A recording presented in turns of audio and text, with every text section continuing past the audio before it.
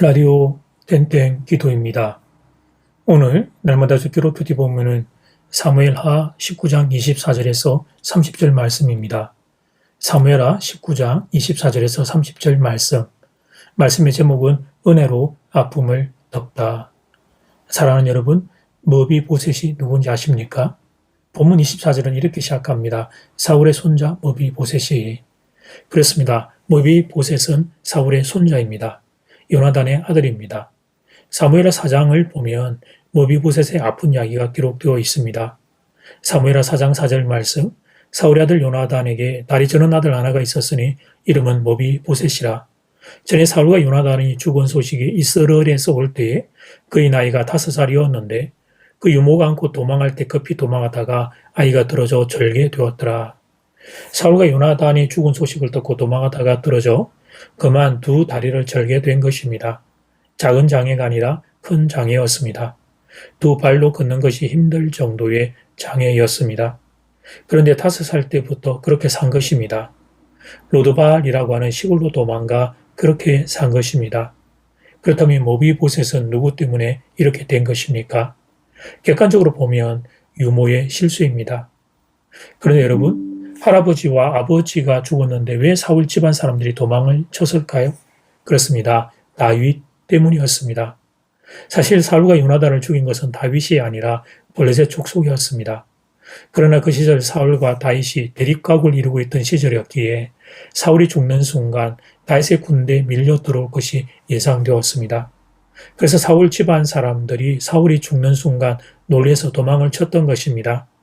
사울이 다윗을 하도 괴롭히고 쫓아다녔기에 그래서 사람들의 일반적인 생각으로는 사울이 죽은 순간 다윗이 그에 대하여 보복을 할 것이라 생각했던 거죠. 그래서 이렇게 놓고 보면 머비보셋에게 있어서는 다윗이 참 불편하고 싫은 존재입니다. 다윗이 그에게 아무 잘못한 거 없지만 머비보셋의 입장에서는 자신의 두 다리를 이렇게 만들어 놓은 원수처럼 여길 수 있습니다. 자기의 인생을 어둡게 만든 원흉으로 여길 수 있다는 거죠. 자신은 왕세손이었는데 그래서 도성에서 화롭게 살다가 시간이 지나면 왕이 될 인생이었는데 그런데 그 할아버지 사울과 또 아버지가 죽음으로써 자신이 그곳에서 쫓겨나게 되고 또한 자기가 장애를 입게 된 것에 이 상처와 아픔. 그게 다윗이 그렇게 한 거 아니지만 다윗이 일체의 그의 관여가 없음에도 불구하고 사람은 늘 핑계를 타인과 상황의 환경에 대기 좋아하기에 그렇게 생각할 수 있었습니다. 그러니까 여러분 그 상처, 아픔이 얼마나 컸을까. 근데 머비보셋이 은혜로 이 아픔을 덮습니다. 그에게 분명히 상처가 있지만 그러나 다윗에게 받은 은혜로 아픔을 덮고 삽니다. 사무엘하 9장을 보면 다윗이 친구 요나단의 아들 머비보셋을 찾습니다. 그리고 시골에 있던 머비보셋을 예루살렘 도성으로 초청해 함께 살면서 왕의 식당에서 먹고 마시게 합니다. 친구 요나단에게 받은 은혜를 다윗이 그렇게 갚은 것입니다. 그리고 머비보셋은 다윗을 통해 또 그런 은혜를 입게 됩니다. 그러나 사랑 여러분, 사람은 은혜보다는 상처를 더 크게 인식하는 존재입니다.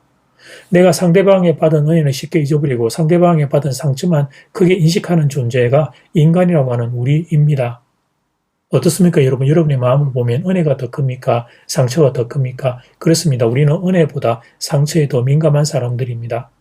은혜보다 아픔에 더 크게 영향을 받는 존재입니다. 그런데 머비보셋은 반대로 살았습니다. 은혜로 아픔을 덮고 살았던 것입니다.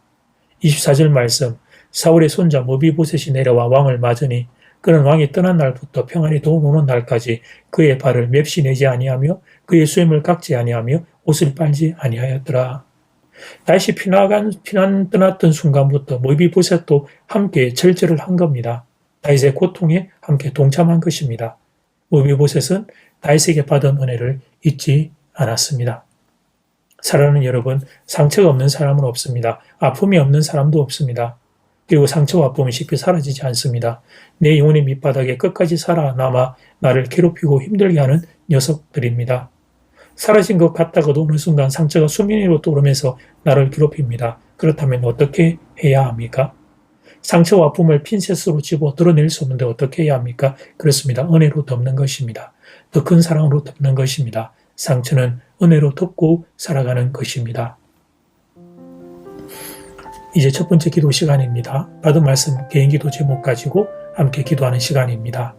이 시간 다 함께 마음을 모아 주님 앞으로 나아가겠습니다.